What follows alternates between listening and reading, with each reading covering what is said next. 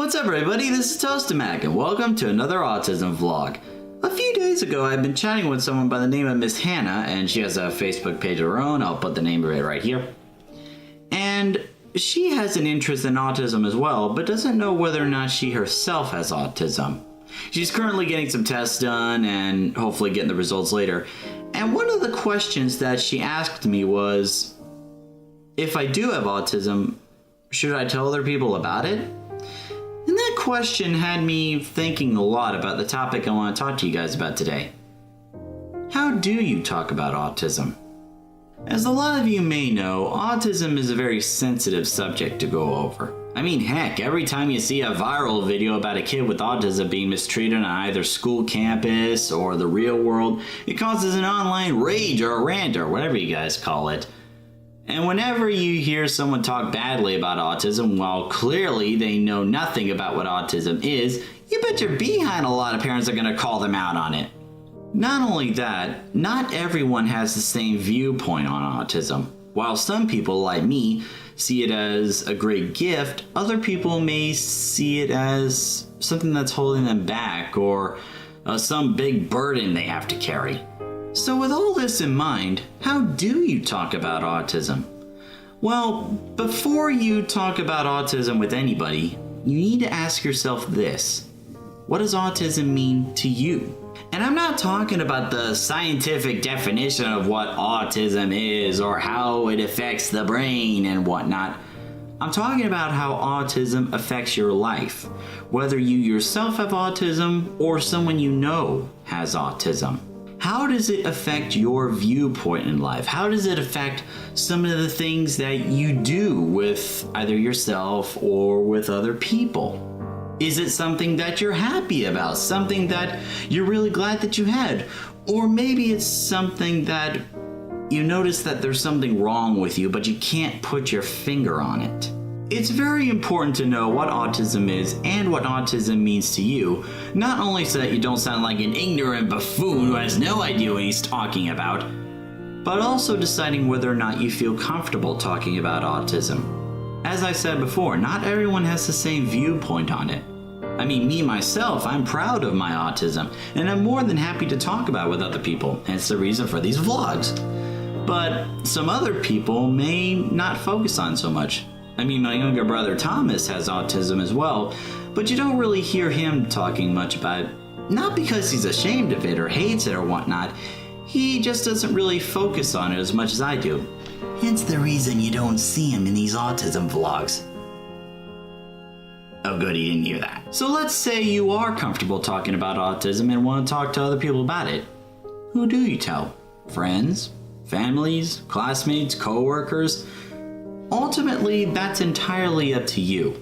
How comfortable do you feel talking about the person in question about autism? Do you think that person will still like you even though you have autism? Or may think, oh, that's awesome, or oh, okay. Me personally, I'd probably start with the family. I mean, heck, if there's anyone that can understand you the most, it's most likely the people that you've been living with for many years. But I digress. It's ultimately up to you whether or not you want to tell other people about it. If you want to, that's great. If not, it's nothing to feel bad about. It's ultimately your choice. So how about, hey, I feel comfortable talking about autism with my friends and families and they accept me for who I am. What about people who are trying to hire me or people who interview me? Should I tell them about it? Not right away. And there is a reason for it. Here's one of the facts that's going to be kind of a hard pill to swallow. In the working world, when an employer holds interviews and whatnot, or trying to hire someone, they want to look for someone that meets all the qualifications, who can get the job done as quickly and efficiently as possible, and someone who they don't have to hold their hands through or look after every 5 minutes. They want someone who can get into the working field, get the job done with the least amount of training possible. And when an employer looks at someone who they know has autism, they may have second guesses on whether or not they want to hire that person, in contrast to a neurotypical person or a normal person who has similar or maybe a little less qualifications but doesn't have autism.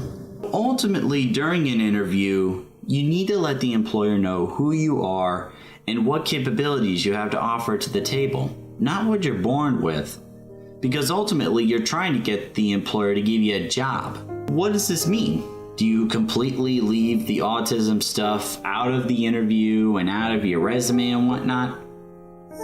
Not entirely. There is a way to put something about autism on your resume without having to tell that you have autism on your resume. If you are a member of an organization like Autism Society of America or Autism Speaks or Pathfinders for Autism, you can put that stuff on your resume under organizations, and it will let your employer know that, hey, I know these organizations and I've worked with people with special needs and whatnot.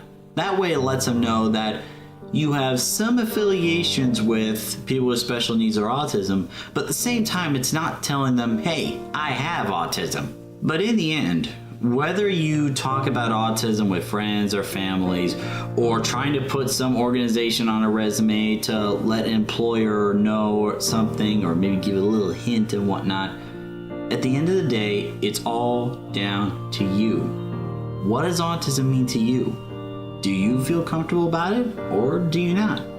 If you feel comfortable talking about with other people about autism, that's great. If not, that's okay too. The choice is yours, and yours alone. Thank you very much for taking time to listen to this autism vlog. If you like what you've seen and heard, don't forget to like, comment, and subscribe to stay up to date with the autism vlogs. And if you're into entertainment and whatnot, you could always check out some of the gaming videos we have and a couple skits that we've done. So thank you very much for watching, and until the next video, see you later.